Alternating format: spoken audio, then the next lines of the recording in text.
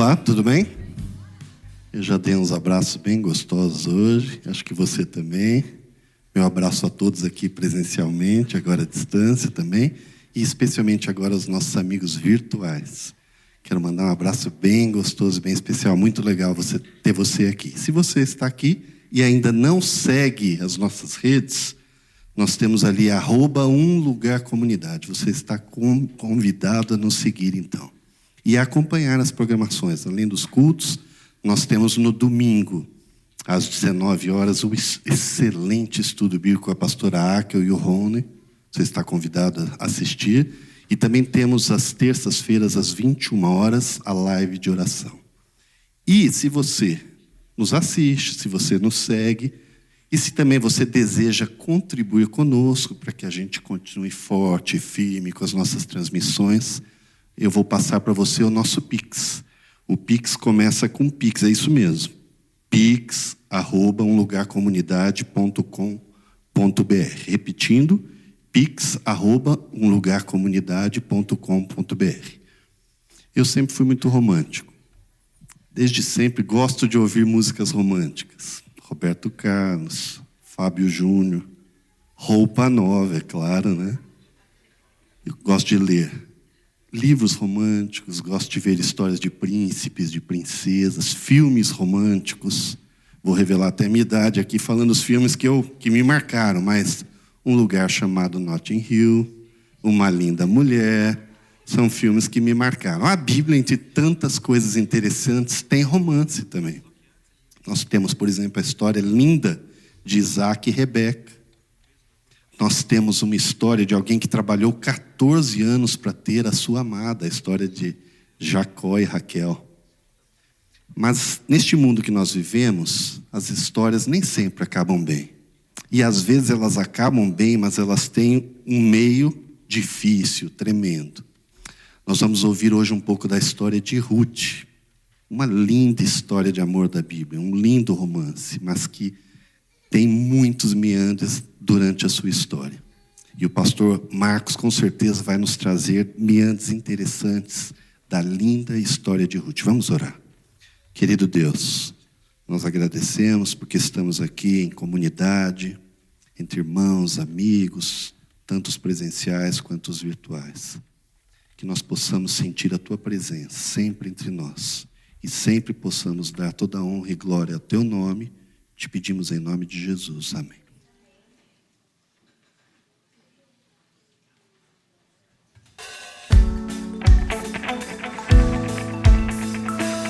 Vamos lá? Vamos nos colocar de pé e vamos louvar o nome do Senhor, porque bem-aventurado é aquele que compreende a necessidade da lei de Deus, mas que acredita na salvação através da graça em Cristo Jesus. Seja bem-aventurado, vamos lá, quem teme ao Senhor, quem guarda a sua lei e tem por graça a salvação. Para sempre sua palavra firmada está no céu, de geração em geração ele é fiel. O seu amor dura para sempre, bendito seja o Santo Jeová. Declare toda a terra, Ele é o Senhor, para sempre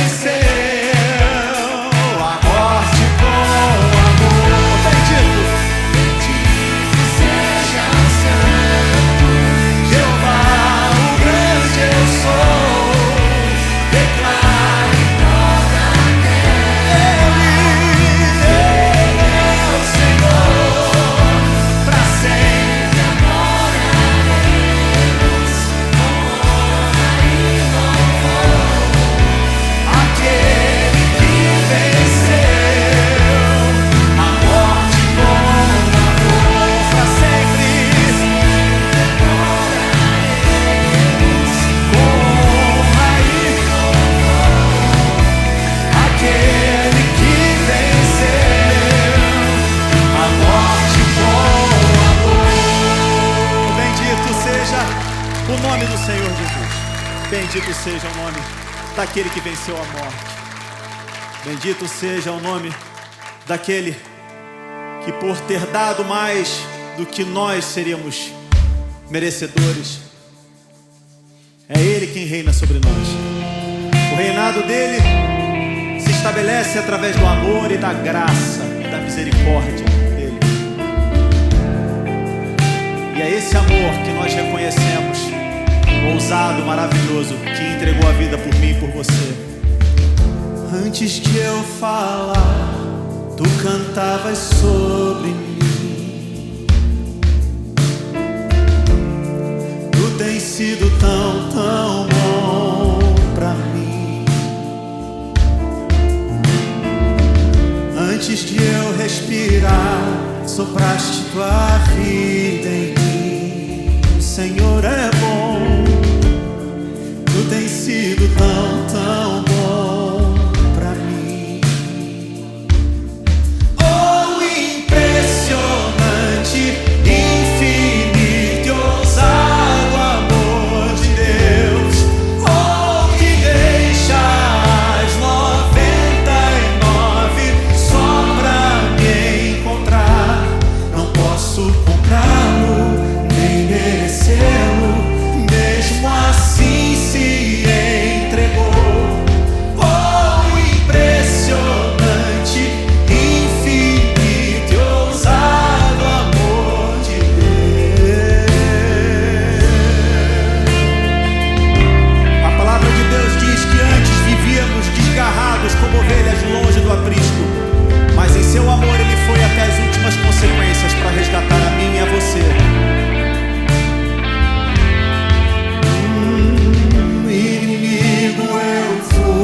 Mas teu amor lutou por mim. Senhor é bom, é bom. Tu tens sido tão, tão bom.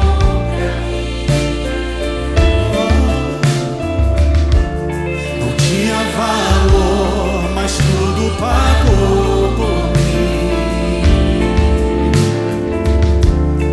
Tu tens sido tão, tão bom.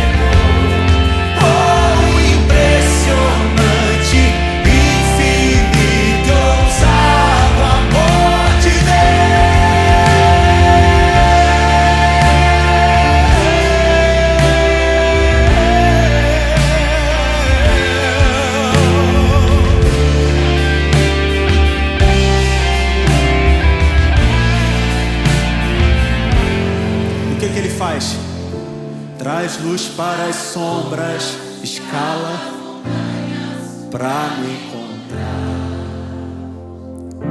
Derruba muralhas, destrói as mentiras pra me encontrar.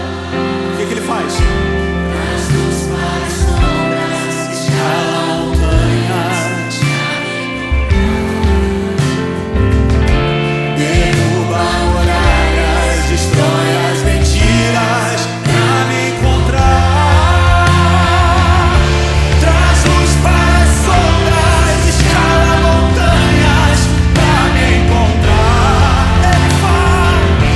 Derruba muralhas, destrói as mentiras.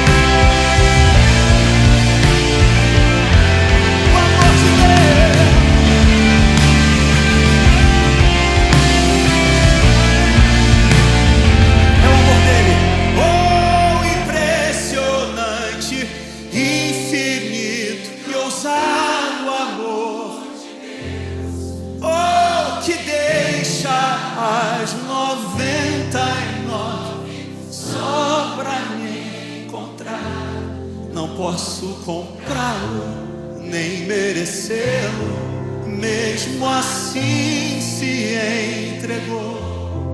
Oh, impressionante, infinito e ousado amor de Deus. É o amor de Deus. É esse o amor de Deus, que deixa tudo para trás por mim e por você. A gente jamais se esqueça que a maior expressão desse amor, a mais inquestionável, é a cruz do Calvário. Se um dia a sociedade, as pessoas à sua volta disserem não para você, saiba que a cruz do Calvário disse sim para você. Jesus disse sim para você no Calvário. E é Ele quem diz, não sou eu, é Ele. Andei tão cego, sem rumo certo, buscando a paz e descanso. Eu procurei por tantos meios justificar meus erros, mas ao clamar, meus olhos abri, e ao olhar pra cruz, Entendo o amor derramado ali por mim. Sacrifício de sangue por um pecador. não sou merecedor, tua graça me alcançou.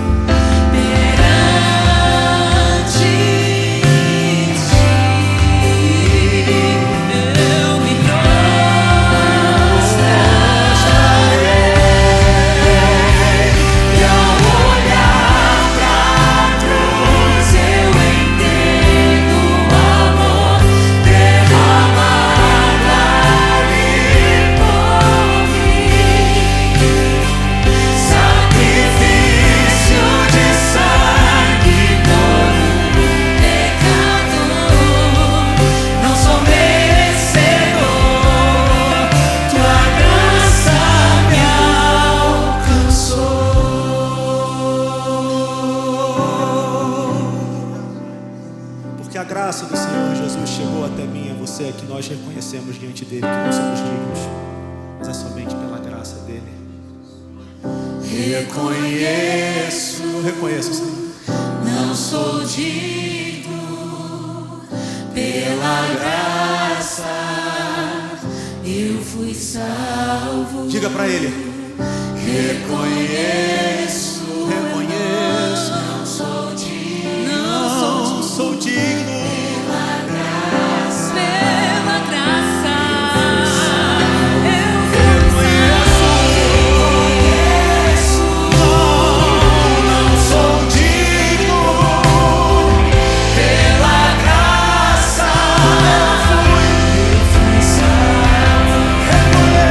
Reconheço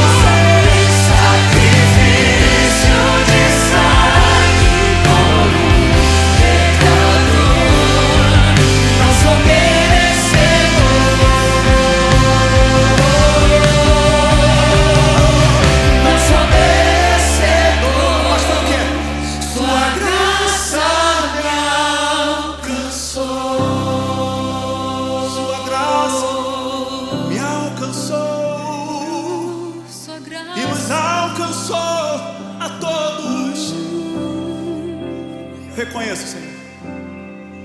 Reconheço, não sou digno. Pela graça,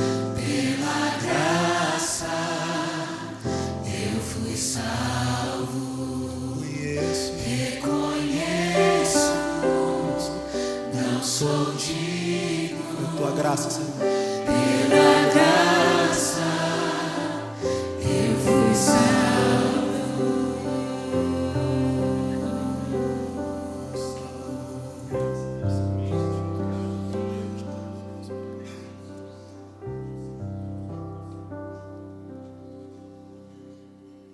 Grande Deus, que és Pai, também Mãe, te damos graças por esse dia, te damos graças pela vida, te damos graças pela oportunidade, te damos graças por este lugar.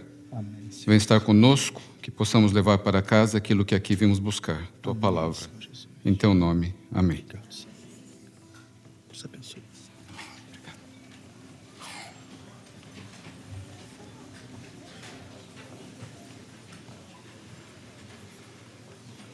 Bom dia, bom dia.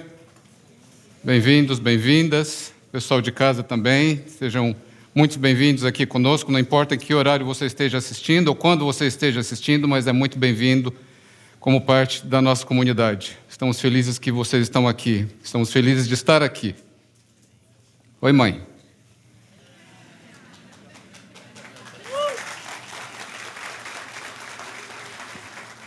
Minha fã. Sabe que ela me chama de meu Marco, né? Isso gerou um problema gigante entre a gente, mas, enfim, não tão grande, mas tem essa história de meu Marco, o pessoal tirou sarro a vida inteira dessa história de meu Marco. Enfim, a gente está aqui, a gente está terminando o tema de excluídos e incluídos. E hoje a gente vai falar sobre Ruth. E Ruth é um personagem muito interessante, tem muita coisa para se explorar ali na história. Eu preciso da sua ajuda, porque tem Ruth, tem Noemi, eu não quero confundir com Ruth e Raquel, para não virar não vale a pena ver de novo.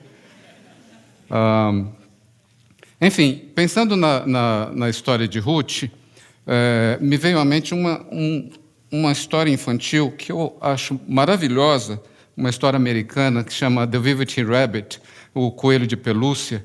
Tem uma lição assim tremenda. O centro da história tem os brinquedos do menino, eles estão ali no quarto de brinquedos, né?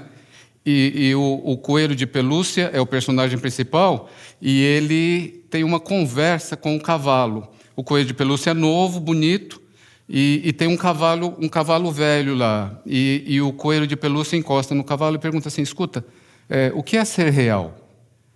Real é alguma coisa que zumbi dentro de você, significa ter uma chave do lado de fora, onde se dá corda.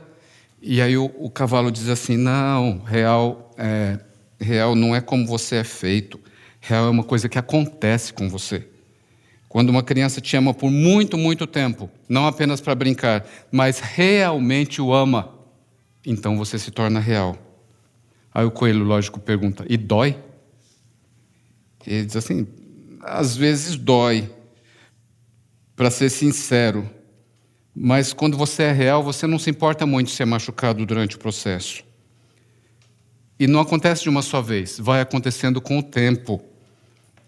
Quando você se torna real, que toma muito tempo, os seus olhos já estão frouxos, alguns já caíram, as suas juntas já estão moles, você já está bem maltrapilho, não está parecendo muito legal, mas quando a gente é real, a gente não pode ser feio. Ser real não acontece para pessoas que têm cantos pontiagudos ou que se quebram facilmente. A história de Noemi e de Ruth me lembra bastante essa história do coelho de pelúcia com o cavalo. A história de Noemi ela acontece no tempo dos juízes, isso foi antes dos reis serem ali os que dominavam Jerusalém, que dominavam Israel. E ela começa em Belém, na cidade de Belém, onde nasceu Jesus muito tempo depois. Ali está Elimeleque, casado com sua esposa Noemi, e 2 filhos, Malom e Quilion. Havia uma fome na terra, e todo mundo preocupado. Agora eu vou fazer o quê? Vamos para onde? E Elimeleque tem a ideia de ir para Moabe.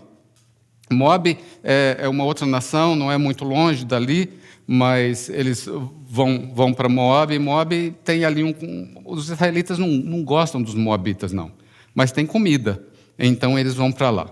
Vivendo ali, os dois filhos, Malom e Quilion, se casam com duas moças moabitas, a Orfa e a Ruth. E o tempo passa, Elimeleque morre. O texto não diz quanto tempo depois, mas aí Malom e Quilion morrem também. Imagine a situação de Noemi, a mãe perdeu o marido e perdeu os dois filhos. E ela fala, bom, eu ouvi dizer que tem comida lá na nossa terra, é melhor ir embora, melhor voltar para lá. Meus filhos morreram, meu marido morreu, vão embora. E elas começam uma jornada. Quando elas começam a caminhar, a Noemi vira para as noras e diz assim, é melhor vocês voltarem para casa. Voltem para o seu povo e voltem para o seu Deus. As noras dizem, nós vamos contigo. E aí, então, Noemi diz duas coisas. A primeira está em Ruth 1, de 11 a 13, se você quer seguir no seu aplicativo ou na sua Bíblia, ou se você está em casa e quer seguir também Ruth 1, de 11 a 13. E ela diz assim, ide, minhas filhas, replicou Noemi, por que a vez de vir comigo? Porventura tenho eu, ainda em meu seio, filhos que possam tornar-se vossos maridos? Voltai, minhas filhas, porque já estou demasiado velha para me casar de novo. E ainda que eu tivesse alguma esperança e que essa noite mesmo fosse me dado um marido e viesse a gerar filhos, esperá-los-ieis crescer sem vos casardes de novo até que se tornassem grandes? Eu não disse exatamente isso, né? Porque nem estava falando português. Mas, enfim. Do que Noemi está falando aqui? Noemi está falando da lei do levirato, que é aquela lei que quando um irmão morre, o outro irmão deve esposar a cunhada para dar sequência à família, caso esse irmão não tenha filhos. Se ele tiver filho, tudo bem. Mas se ele não tiver filhos, então é obrigação do outro irmão casar-se com a cunhada, para que então o filho que nascer daquela união seja o herdeiro de tudo. Agora imagine isso. Eu sei que tem muita gente já pensando no cunhado, na cunhada, né? Onde é que eu vou me meter nessa situação, né? E aí, é interessante assim, porque na lei de Moisés tem uma disposição para o homem sair da situação. Existe lá uma maneira dele se esquivar e dizer assim, não vou casar. Mas a coitada da mulher não. Ela tem que se casar, não importa se o cunhado seja um príncipe ou seja um sapo, ela tem que casar com ele. E a situação é bastante complicada. Então foi a primeira coisa que Noemi menciona, é a lei do levirato. Não tenho filho, não tem mais ninguém para casar com vocês, e então é melhor vocês voltarem para casa. E a segunda coisa que ela diz é o seguinte, está no verso 13, ela diz assim, não, minhas filhas, minha dor é muito maior do que a vossa, porque a mão do Senhor pesou sobre mim. É interessante, a mão do Senhor pesou sobre mim. É a maneira como ela interpreta a tragédia que ela vive. Ela perdeu o marido, perdeu os dois filhos. Quando a gente está no meio da tragédia, a gente quer entender, a mente precisa encontrar algum sentido naquilo que está acontecendo. E muitas vezes na nossa vida a gente não tem sentido. Tem muita situação na vida que a gente não tem, para as quais a gente não tem resposta. Mas o cérebro vai buscar qual é o sentido que isso aqui faz. E o único sentido que ela consegue encontrar é que tem alguma coisa errada com ela.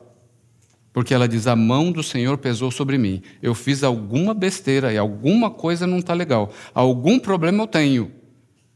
Porque eu olho ao redor, ninguém está passando por isso. Olha a minha situação. Quando a gente pensa nos estágios da perda, do luto, nos estágios do luto, são 5. O primeiro estágio é a negação. A gente não acredita que aconteceu. O segundo estágio é a barganha. Então a gente tenta negociar com o universo para sair daquela situação em que a gente está.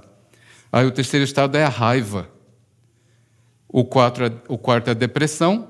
E o quinto e último é a aceitação. Parece que Ruth está naquele estágio de luta ali. Ela está tentando entender, encontrar algum sentido no que está acontecendo. Ruth não, Noemi. Mas uma coisa é certa, ela diz assim: a coisa está feia para mim. E vocês não têm que herdar isso, não. Vocês podem voltar. Me lembrei de uma amiga que perdeu alguém muito importante na família, que disse para mim: ela estava se referindo à família, passamos a vida na igreja, e a gente sempre achou que a gente era especial. A gente achou que a gente era diferente. Especial todos somos, mas às vezes a gente acha que a gente é diferente do outro. Então aconteceu para o outro, mas para a gente não acontece. E aí a tragédia vem. E a gente tem esse choque de realidade. Nós somos tão humanos quanto o vizinho, quanto a pessoa da próxima casa. A Bíblia de Jerusalém traz um termo que eu achei engraçado, interessante, que ela diz assim, que aí Ruth diz: vocês vão embora, coisa não está boa, vocês vão embora, e a Bíblia de Jerusalém, no verso 14, diz: e elas desataram a chorar de novo. Então, debulharam de chorar, a órfã vai embora, e a Noemi diz para Ruth: aí, tua cunhada foi embora, vai embora. A reputação de Deus com Noemi está em baixa. Noemi está em crise, e ela diz assim: você volte para o seu povo e volte para o seu Deus. Em outras palavras, você tem melhores deuses, você tem melhor povo na terra, na casa dos seus pais. Para que você vai para Belém junto comigo buscar guarida no Deus de Israel? Eu não tenho nem onde cair dura. E você vai comigo para quê? Noemi tinha perdido tudo aquilo que era importante. E não tinha referência, não tinha chão. Não queria levar a nora junto consigo. Interessante que Noemi é o ícone da destituição. Noemi é o Jó mulher. Passou por uma série de dificuldades. Imagine perder filhos, e perder marido, e perder tudo, ainda numa terra estrangeira, sendo quem se é, sendo mulher naqueles dias.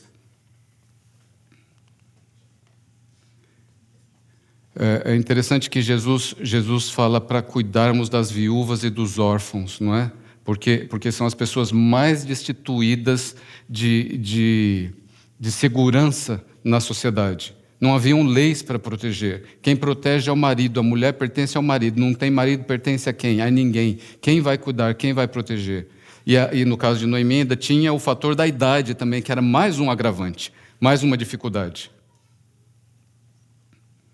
Mas quando ela diz tudo isso para Ruth, aí então Ruth diz aqueles versos clássicos de amor que a gente já ouviu infinitas vezes, versos que são muito usados em casamentos ao redor do mundo, e versos muito interessantes também, porque são versos que são ditos de uma mulher para outra.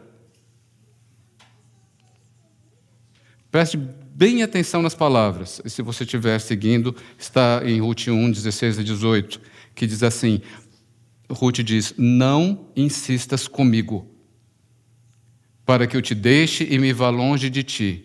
Aonde fores, irei eu. Aonde habitares, eu habitarei. O teu povo e o teu Deus, na terra em que morreres, quero também morrer eu, e aí ser sepultada, ela diz. O Senhor me trate com todo rigor, se outra coisa a não ser a morte me separar de ti. Ouvindo isso, Noemi diz: well, vamos embora. É interessante, assim, tem a interpretação tradicional que a gente sempre ouviu, e eu fiquei pensando em outras possibilidades. Então vamos primeiro para a tradicional, né? A tradicional é que Ruth está dizendo para Noemi: eu vou para a tua terra, eu vou abraçar o teu povo, eu vou me tornar uma de vocês, eu vou falar a sua língua, eu vou abrir mão dos meus costumes, eu vou abrir mão dos deuses da minha nação, e eu vou me tornar como uma israelita.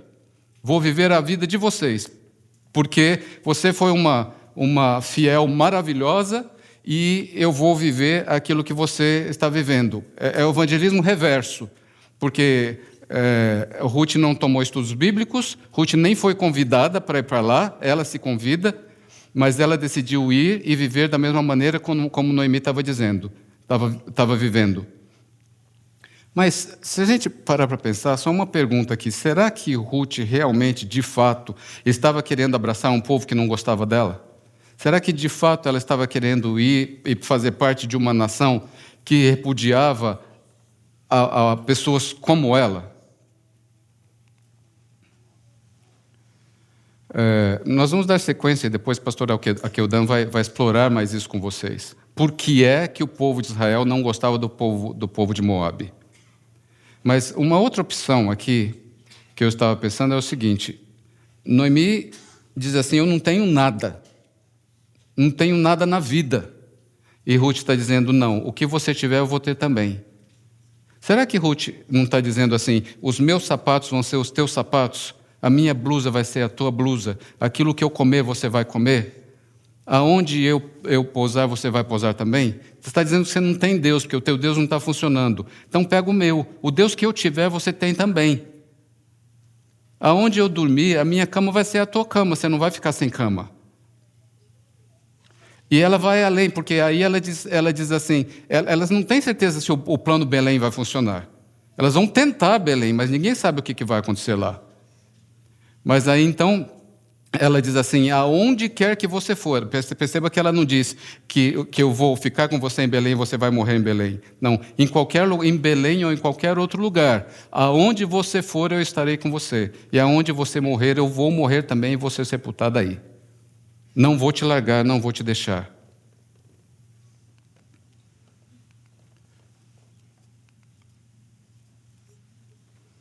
É possível que ela não estivesse dizendo para Noemi, a tua religião é maravilhosa, eu vou me converter e vou virar uma crente roxa de carteirinha.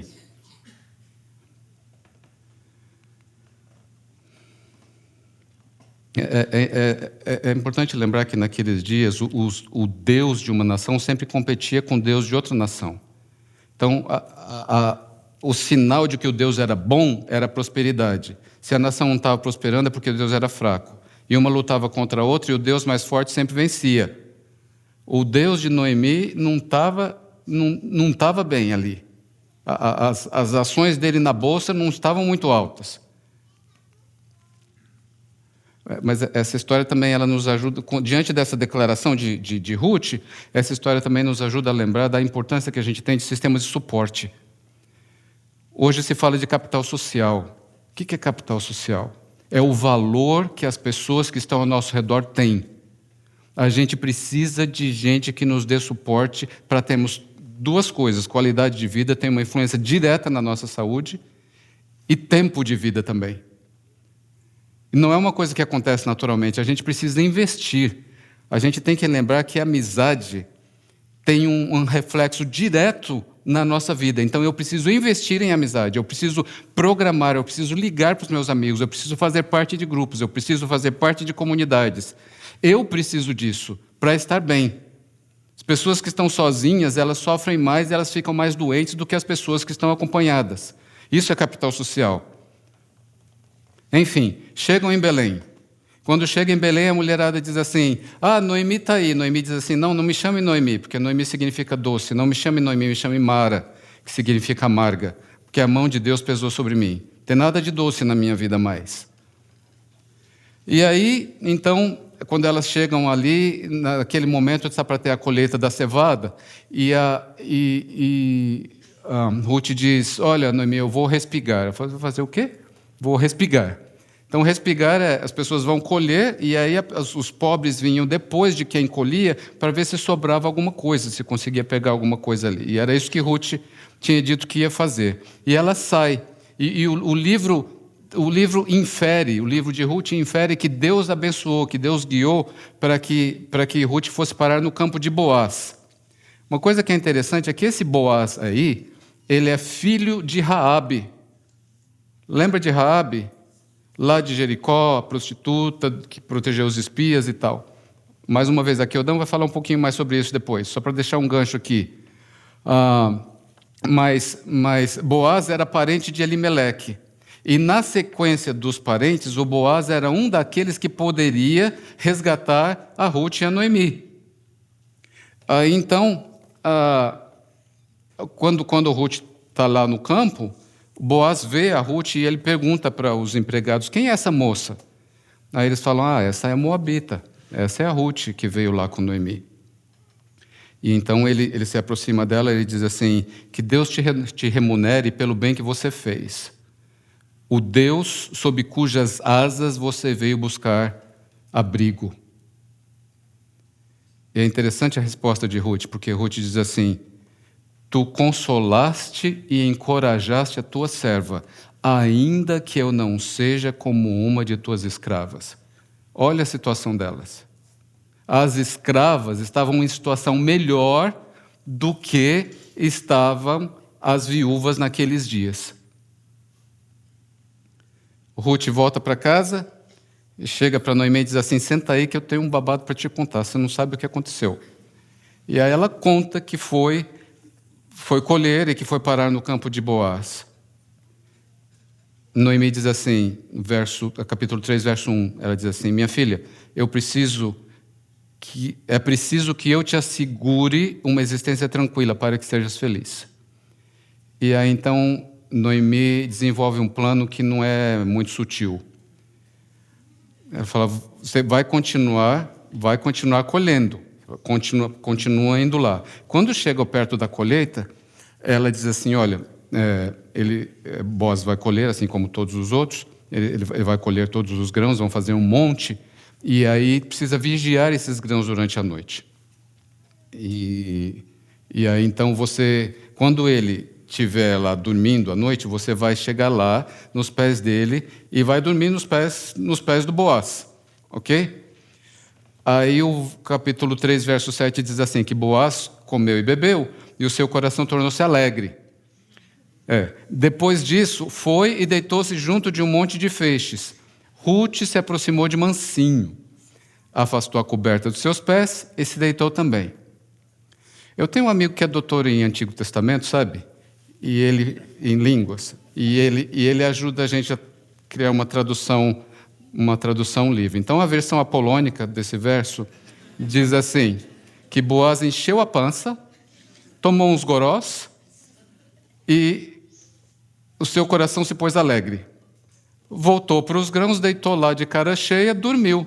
Acordou no meio da noite, tinha uma mulher deitada, tinha alguém deitado ali, tomou um susto. E aí ele pergunta: quem é que está aí? E ela diz assim: eu sou a Ruth. Estenda o seu manto sobre mim. Aí tem uma parte interessante, porque a gente, tradicionalmente, no cristianismo moderno, a gente tem mania de esterilizar as histórias. A gente pega muitas histórias da Bíblia e que faz duas coisas. Uma, a gente cria uma história infantil, né? A gente dá um jeito de limpar a história, faz um livro, publica, vende aquilo colorido, e a gente também cria uma narrativa ingênua para adultos. A gente deixa de pensar no que está acontecendo ali. E está acontecendo aquilo que você está pensando que está acontecendo. Existe uma conotação sexual forte quando ela diz: estende o teu manto sobre mim. E é interessante porque a Bíblia... E é muito legal, porque a Bíblia é um livro de gente de verdade, vivendo crises de verdade. Tragédias, mortes, perdas, coisas horrorosas. Se a gente esteriliza, a gente perde o sentido. A gente cria uma classe de pessoas de plástico. Quando a Bíblia está falando de histórias reais, de pessoas reais em situações reais. Ali era uma questão de sobrevivência. Você lembra que Ruth estava numa condição pior do que a das escravas? Ela está dizendo: estende o teu manto sobre mim, faz alguma coisa. É interessante que é uma situação de completo desespero, e tem um plano esperto ali para lidar com a situação toda. Mas esse plano esperto envolve sedução. Era o que tinha, era o único recurso que tinha, e foi disso que se lançou mão. E essa Ruth aí, a Moabita, juntamente com Tamar, de quem o pastor Edson falou outro dia, E Raabe e Batseba são as mulheres que fazem parte da genealogia de Jesus. Já estou falando demais aqui, o Dan vai me bater, porque ela vai falar disso depois. Tem a diretora do Centro de Estudos Judaicos da Universidade da Virgínia, a Vanessa Ox, ela diz: Ruth e Noemi conhecem as regras de como manipulá-las. Esta é a história que mulheres tendem a contar. Por que essa é a história que mulheres tendem a contar? Porque vivem e viveram, especialmente naqueles dias, em um contexto dominado por homens. Precisavam saber como navegar as regras e as leis e a estrutura social para sobreviverem. É interessante assim, em nenhum momento você lê lá na história que Ruth está apaixonada por Boaz. Você não viu isso. Não tem nenhuma indicação de que ninguém está enamorado, que foi amor a nada. O que diz é que havia uma necessidade e essa necessidade foi suprida. Ela se une a ele para poder ter recursos para sobreviver.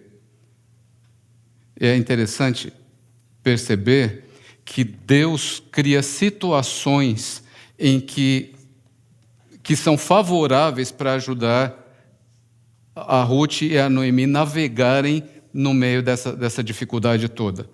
Deus, no meio disso tudo, ele se mostra do lado do desfavorecido, do opresso, do excluído, e daquele que está à beira de perder a própria vida, no limite.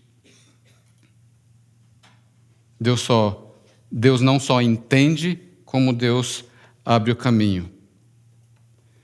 E aí Boaz diz assim: você fez uma coisa boa, porque você poderia ter procurado os jovens, você veio atrás de mim, que sou um homem velho. Em resumo, o plano deu certo. Boaz, lá na frente, se casa com Ruth. Eles têm um filho. Esse filho é Obed. Obed vai ter outro filho que se chama Jessé. Jessé vai ser outro filho que você conhece bastante, que é Davi. Talvez a história não seja sobre Ruth, a estrangeira. Talvez a história seja sobre Noemi, a israelita estrangeira, em Moabe, e a nora que ela encontrou. Eu tive um professor que dizia que as crises vêm para mostrar quem é quem. Na crise da vida de Noemi, Ruth mostrou quem ela era, Boaz mostrou quem ele era, Deus mostrou quem era também. Noemi estava preocupada com as necessidades mais básicas. Noemi não tinha espaço, porque quando a gente está desesperado, a gente não tem espaço para o abstrato. A gente não tem espaço para alguém vir dizer assim: eu vou orar por você. A gente não tem espaço para falar de teorias. É interessante que no livro de Ruth não existe a palavra amor. Você não encontra. A palavra não está lá. O livro é pragmático. Nele o amor é praticado de diversas maneiras. O amor no livro de Ruth é praticado até as últimas consequências. Na história, o amor transpõe os preconceitos, as distâncias, as barreiras, as dificuldades, sem pensar duas vezes, porque o valor da relação está acima de toda e de qualquer coisa. Vamos orar.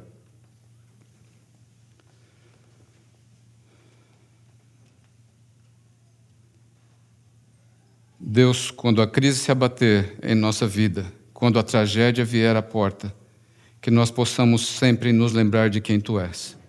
E quando nos esquecemos de quem Tu és, que nós possamos dar ouvidos àquelas pessoas que nos amam e que estão ao nosso lado e que podem ser a Tua mão, a Tua voz, os Teus pés, a Tua presença em nossa vida. Da mesma maneira, Deus, nos ajude a ser esse tipo de presença na vida daquelas pessoas a quem amamos, na vida daquelas pessoas que estão ao nosso redor e que estão passando por dificuldades. Também ajuda, Deus, que esta comunidade seja um jardim onde esse tipo de relacionamento possa florir. Te pedimos, te agradecemos em Teu nome. Amém.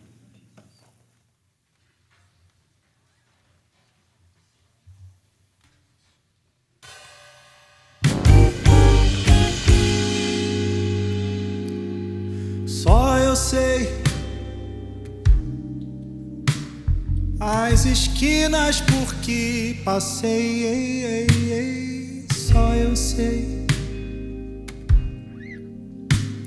Só eu sei. Sabe lá o que é não ter e ter que ter pra dar. Sabe lá. Sabe lá. E quem será nos arredores do amor que vai saber reparar que o dia nasceu? Só eu sei. Os desertos que atravessei, só eu sei. Só eu sei. Sabe lá o que é morrer de sede em frente ao mar. Sabe lá. Sabe lá. E quem será na correnteza do amor que vai saber se guiar? A nave em breve é o vento, vaga de leve, traz toda a paz que um dia o desejo levou. Só eu sei. As esquinas por que passei, só eu sei. Só eu sei.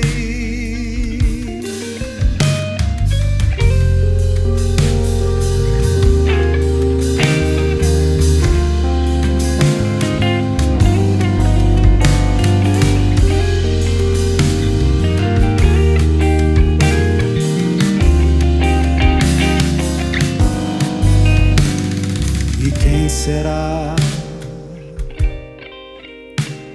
na correnteza do amor que vai saber se guiar? A nave em breve é o vento, vaga de leve, traz toda a paz que um dia o desejo levou. Só eu sei.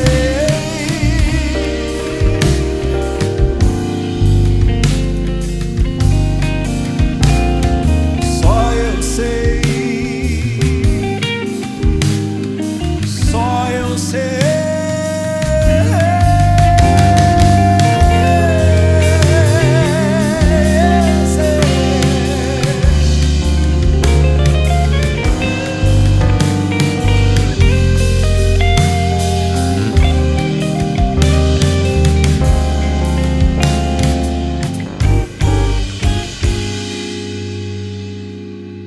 Só eu sei.